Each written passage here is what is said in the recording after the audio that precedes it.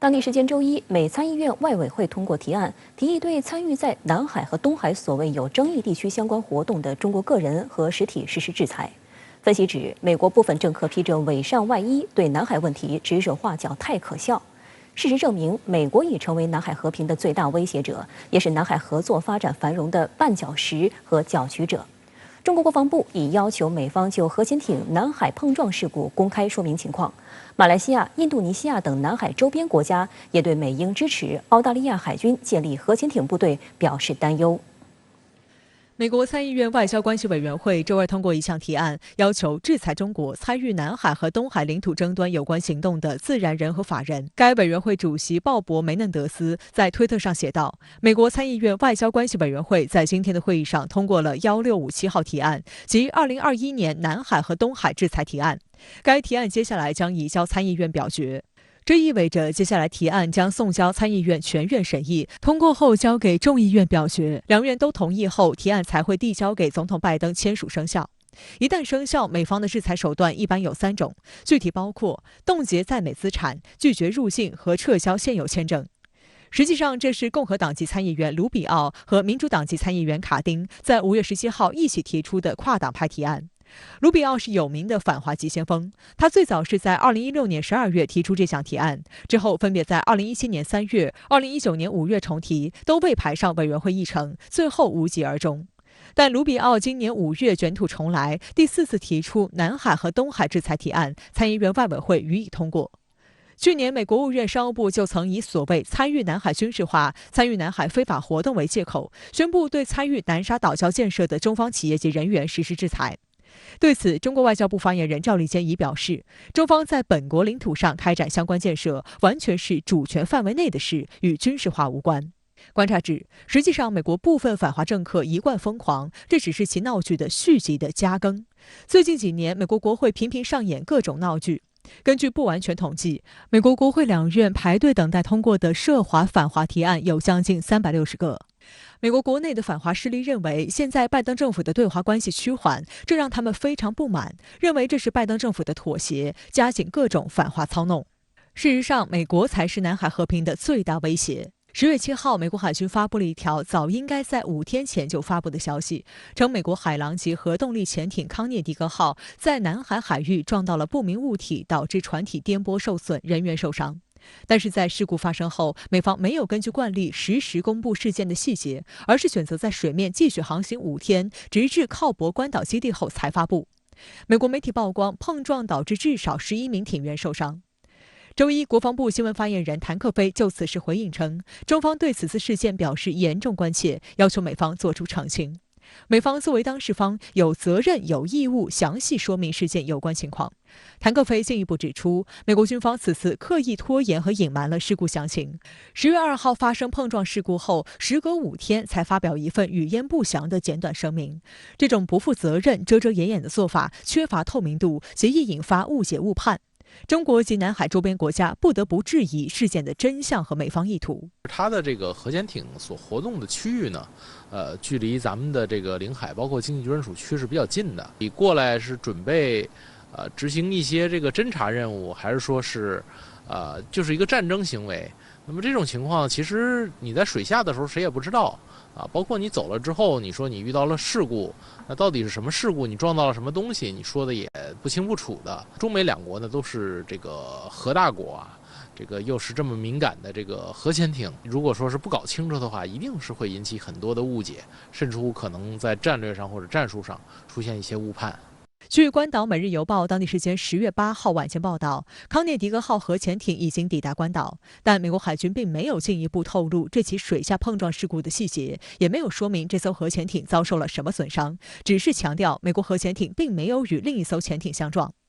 外界分析指，在南海海域操作核潜艇并不容易。美国海军历史杂志2008年曾发表了一篇关于美海军杜富鱼号核潜艇1972年在南海巡逻的报告，称到处都是岩石、浅滩和沉船，十分危险。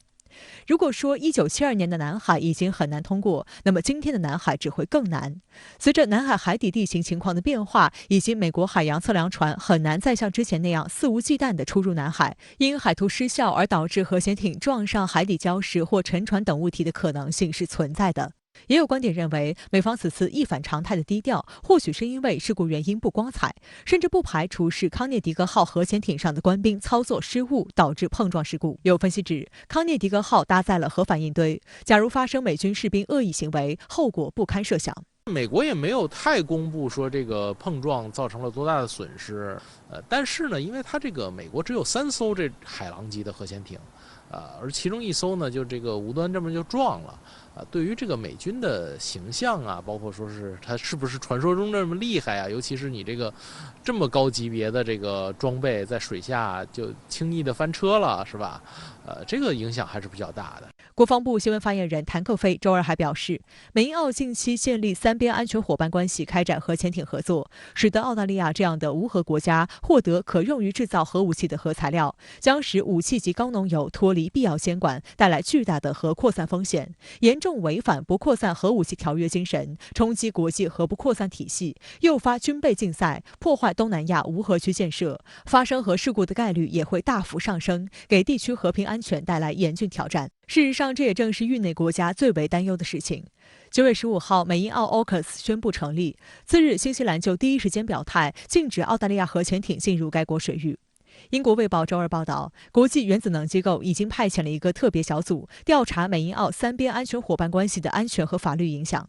如果美澳方面的交易最终实施，这将是无核武器国家首次获得核动力潜艇。国际原子能机构总干事拉斐尔·格罗西警告，其他国家或将效仿澳大利亚，寻求建造核动力潜艇，这会引发严重的核扩散和法律担忧。例如，加拿大和韩国都在考虑建造核动力潜艇，巴西也有一个正在进行的核潜艇项目，他们都是美国的盟友，或与美国保持良好的关系。条约呢，它本身是限制核武器的扩散，就是说你造原子弹啊这种爆炸性的核武器。还有一个呢，就是说国际原子能机构呢对这个核设施，比如说是这个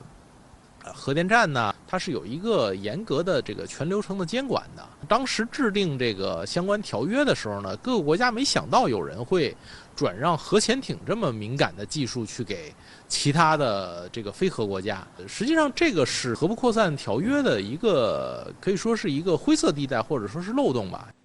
相关话题来连线特约评论员孙兴杰。孙先生您好。美国参议院外委会通过所谓南海与东海制裁法案，威胁对参与中国积极维护在南海和东海海洋和领土主张努力的个人和实体实施所谓制裁。那么您对此怎么看呢？这一法案在参议院外委会通过，还需要通过参议院、众议院投票。如果能够通过的话，将交由总统签署实施。也就是说，这一法案还需要好几个程序才有可能成为法案。从法案的内容来看，就是以制裁的方式来打压中国在南海和东海维护国家主权和领土完整的行动。法案其实在几年前有卢比奥这些比较极端反华的参议员提出，但是一直没有进入立法的程序。现在在外委会通过之后，有可能有机会往下进行。从特朗普政府时期开始，对华政策出现了一个显著的趋势，那就是美国国会在其中扮演了越来越突出的角色，通过了一系列涉华的法案，这是值得我们关注和警惕的态势。卢比奥这些政客以反华博取眼球，捞取政治资本，通过法案打压中国在南海和东海的维权行动。这说明几个问题，第一个就是美国现在要赤膊上阵了，单单依靠区域内的国家不足以达到美国的目标了。第二个就是美国将印太军事化的节奏在加快。几年前提出的法案，现在在参议院外委会讨论和通过，迎合了美国政府对华战略的调整。第三就是美国以经济制裁的方式实现地缘政治的目标，也可以看到美国对华经济政策的安全化和军事化。美国贸易代表戴奇在前段时间还提出说，中美要持久共存，中美经贸要再挂钩。中美经济是深度嵌套在一起的，美国要以制裁打压中国，中国也只能以反外国制裁法进行应对。当然，从美国政府的整体战略来说，卢比奥的这个法案不是美国的战略工具，而可能是个坑。